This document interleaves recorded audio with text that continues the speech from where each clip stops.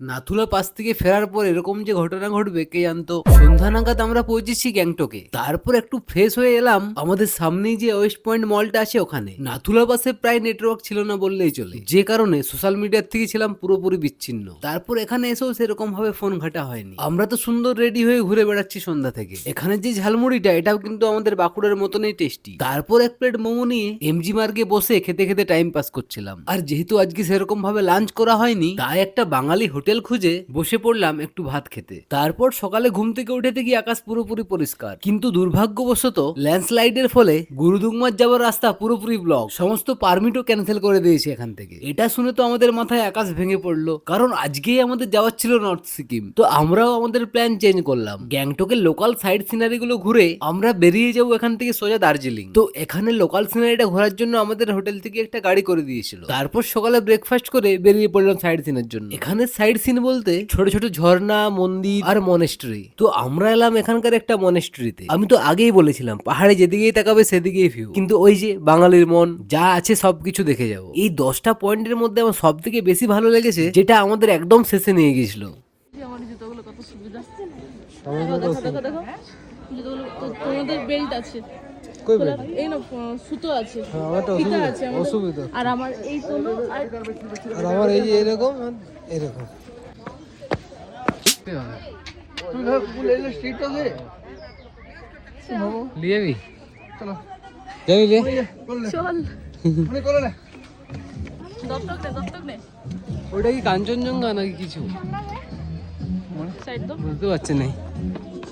মনে বলছে ধরে ঘরকে গেলেই বলছে আগে যাই পরে তারপর এলাম একটা ঝর্ণার কাছে, আর এখানে জলটা যে এত ঠান্ডা, হাতে নেবার পর মনে হচ্ছে যেন কারেন্ট মারছে। তারপর এলাম পাশে একটা ফুলের বাগান দেখতে। এটাও খারাপ ছিল না, কারণ নিত্য নতুন ফুলের সাথে পরিচয় হলো সেদিন। এখানে হাতের কাছে এত কয়েন পড়ে আছে, এত এগুলো কেউ তুলছে না এখান থেকে। আর আমাদের গঙ্গা হলে চুম্বকলে উঠে থাকে ভাবনাই সাথে সাথে। আমার তো তোর ইয়েতে কুম্ভ মেলাতে কি হয়েছিল জানিস, সেই প্রসাদের ইয়েটা নারকেল বেঁধে করে দিচ্ছি, নিচে লোক হাত পেতে আছে, গঙ্গাতে বলে গঙ্গা দাম তো টাচ করতে দাও, তার আগে লিচু দিচ্ছে ওরা। চলো, জাসমিন তেল যেটা আমরা মাথায় মাখি, এই যে এটা জাসমিন ফ্লাওয়ার, স্মেলটা এক্স্যাক্টলি সেই জাসমিন তেলের মতো একদম।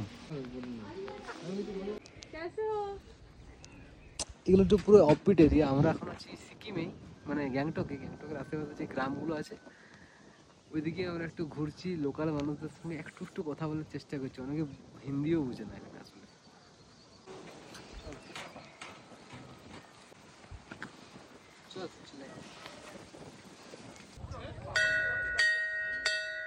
তারপর এলাম গণেশটকে।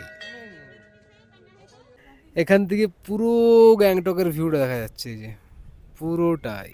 এই জায়গাটা আমার সব থেকে বেশি ভালো লেগেছে। এটার নাম হচ্ছে হনুমান টক। এটা গ্যাংটক থেকে আরো অনেক উপরে। এখানে রীতিমতো ঠান্ডা লাগছে। আর এখানেই আছে আর্মিদের ক্যান্টিন টাইপের একটা কিছু, যেখানে খাবার কোয়ালিটি ছিল দুর্দান্ত। পাহাড়ের এরকম জায়গাতে এসে যে এত সুন্দর একটা খাবার পাবো এখানে, যেটা ছিল ভাবনার বাইরে। এখান থেকে খাওয়া দাওয়া করে এলাম একটা মনেস্ট্রিতে। এটাই গ্যাংটকের লাস্ট সাইড সিন। এই জায়গাটাও খারাপ ছিল না, কিন্তু ভিডিওগ্রাফি করা এলাম নেই ভেতরে। এইদিকে সময়ও অনেকটা পেরিয়ে গেছে। তো আমরা হোটেল এসে চেক আউট করে বেরিয়ে পড়লাম দার্জিলিং এর উদ্দেশ্যে। এখান থেকে দার্জিলিং প্রায় 110 কিলোমিটার রাস্তা, সময় লাগে প্রায় 4-5 ঘন্টা। যেতে যেতে রাস্তাতে দাঁড়িয়ে লাঞ্চটা সেরে ফেললাম। রেস্টুরেন্টটা ছিল তিস্তা নদীর একদম পাশে। খাবার কোয়ালিটিও খারাপ ছিল না।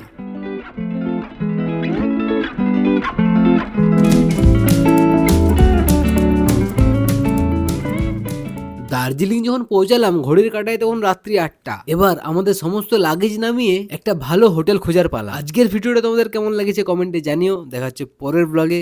বাই।